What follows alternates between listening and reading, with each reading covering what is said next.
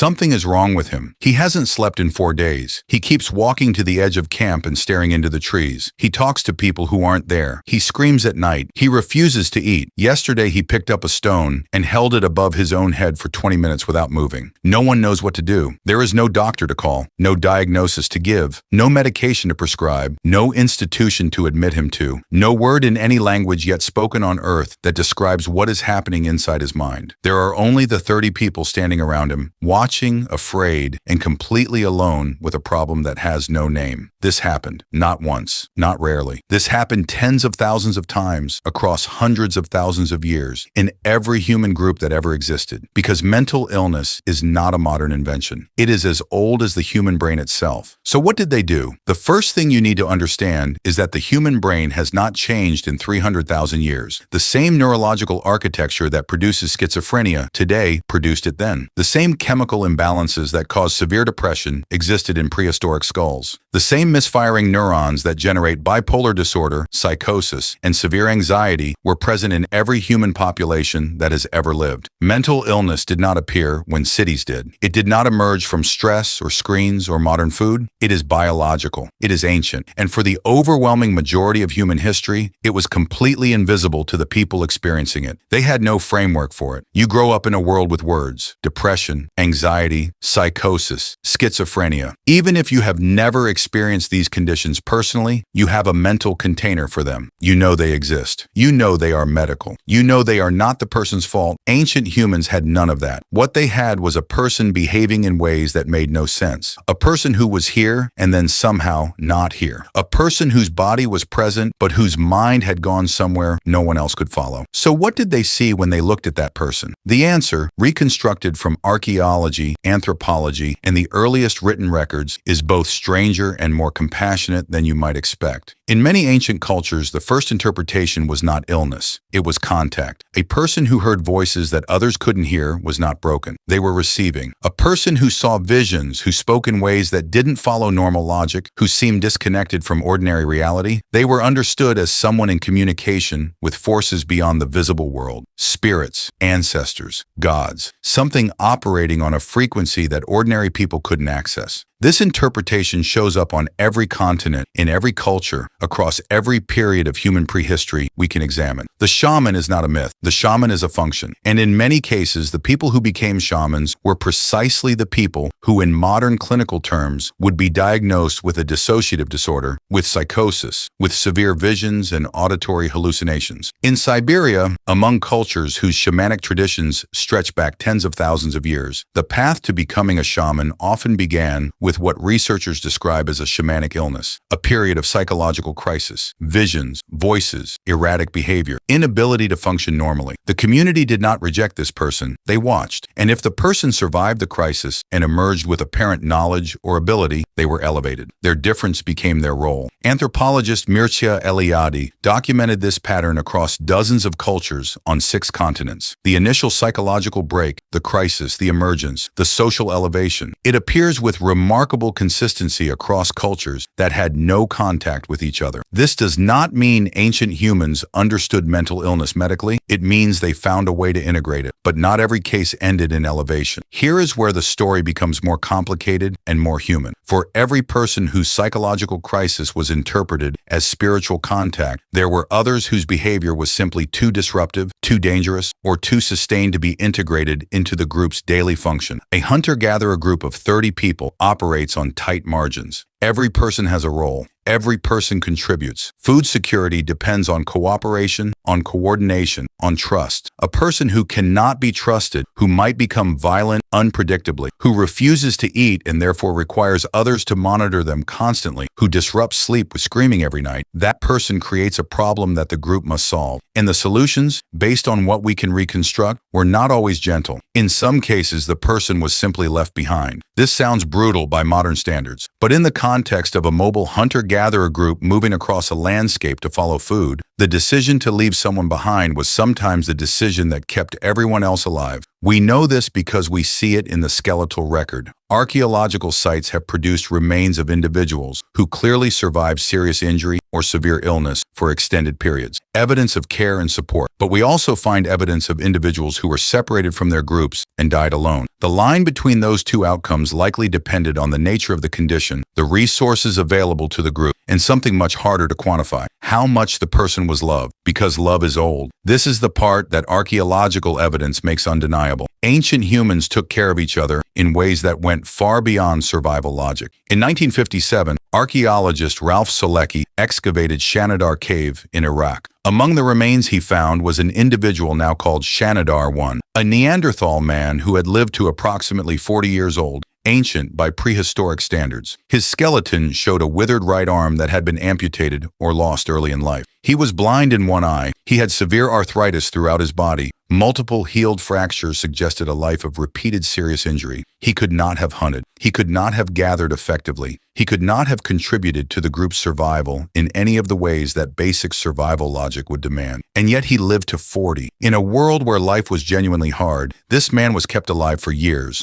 possibly decades, by people who chose to feed him, protect him, and carry him when necessary. We cannot know if his condition was physical only or if it included psychological components. But Shanidar I tells us something essential about ancient human groups. They did not operate on pure utility. They kept people alive because those people mattered to them. The earliest written records give us something more specific. Ancient Mesopotamian texts from roughly 3,000 years ago describe what we would today recognize as depression, anxiety, and psychosis in clinical detail. They describe people who cannot sleep, who feel pursued by invisible forces, who weep without cause, who hear voices, who see things that others cannot see. And critically, they describe treatment, not dismissal, not exile. Treatment. The treatments were spiritual and practical simultaneously. Ritual cleansing, specific herbs, dietary changes, prayer. The involvement of specialists, priests or healers, whose role was to intervene between the suffering person and whatever force was understood to be causing their suffering.